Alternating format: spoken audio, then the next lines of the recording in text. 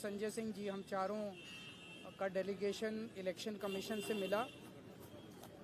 Chief election commissioner साहब बाहर गए हुए हैं, बाकी दोनों इलेक्शन कमिश्नर मौजूद थे और हम उनका शुक्रिया अदा करना चाहते हैं कि उन्होंने इतने शॉर्ट नोटिस पे हमसे मिलने के लिए वो तैयार हो गए।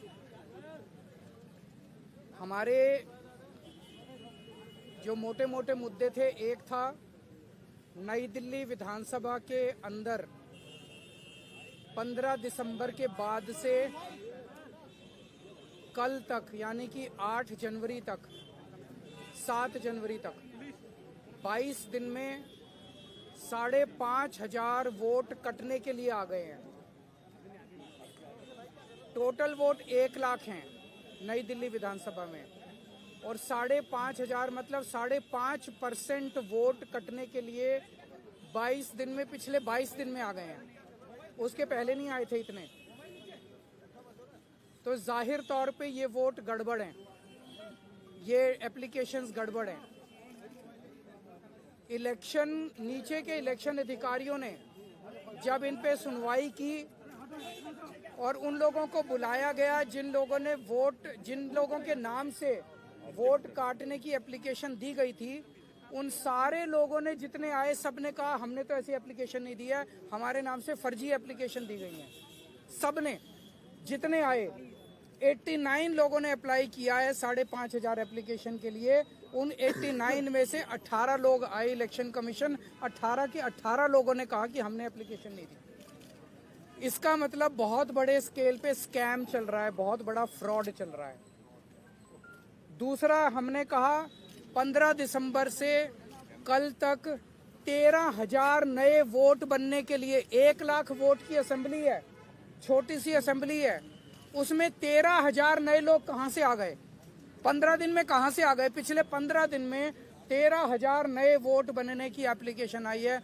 जाहिर तौर पे ये यूपी और बिहार से ला के, यूपी आसपास के स्टेट से ला के फर्जी वोट बनवा रहे हैं ये लोग। तो हमने उनको ये कहा कि इस तरह के लार्ज स्केल पे एडिशन और डिलीशन हो रही है, तो 23,000 ये और 5,500 ये 18.5% वोट अगर किसी विधानसभा की इधर से उधर कर दी जाएंगी तो फिर चुनाव थोड़ी है, फिर तो केवल तमाशा है, नाटक है। तीसरी चीज हमने कही कि नई दिल्ली विधानसभा के अंदर प्रवेश वर्मा जी खुलेआम जॉब कैंप लगा रहे हैं, रजिस्ट्रेशन कर रहे हैं, खुलेआम पैसे बांटे जा रहे हैं, खुलेआम हेल्थ कैंप में चश्मे बांटे जा रहे हैं। 15 जनवरी को उन्होंने ऐलान किया है कि जॉब फेयर लगाए जाएंगे। ये सारे के सारे इलेक्शन कमीशन की अलग अलग रूल्स और ऑर्डर्स के तहत, इंस्ट्रक्शंस के तहत, ये करप्ट प्रैक्टिसेस के तहत आता है। प्रवेश वर्मा को चुनाव लड़ने से उसको डिबार किया जाना चाहिए।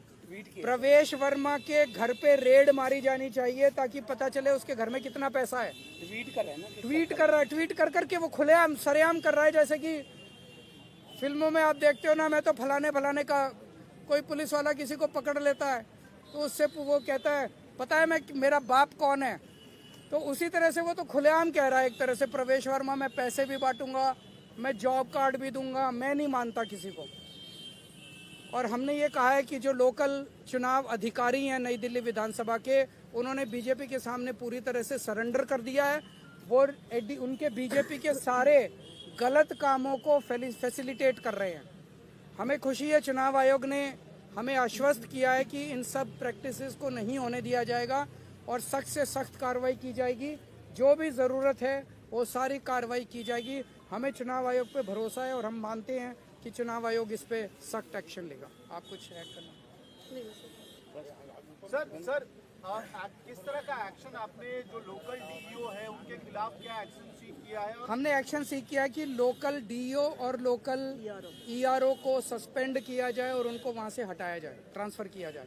क्योंकि दोनों, कल हमने लोकल डीईओ को और ईआरओ को कल 2 बजे या 3 बजे हमने एप्लीकेशन दी थी कि खुलेआम जॉब कैंप चल रहे हैं, खुलेआम ये सब करप्ट प्रैक्टिसेस चल रही हैं। उन्होंने कोई एक्शन नहीं लिया, उनकी हिम्मत ही नहीं एक्शन लेने की। Do you have any doubt on the fairness of election, the procedure so far?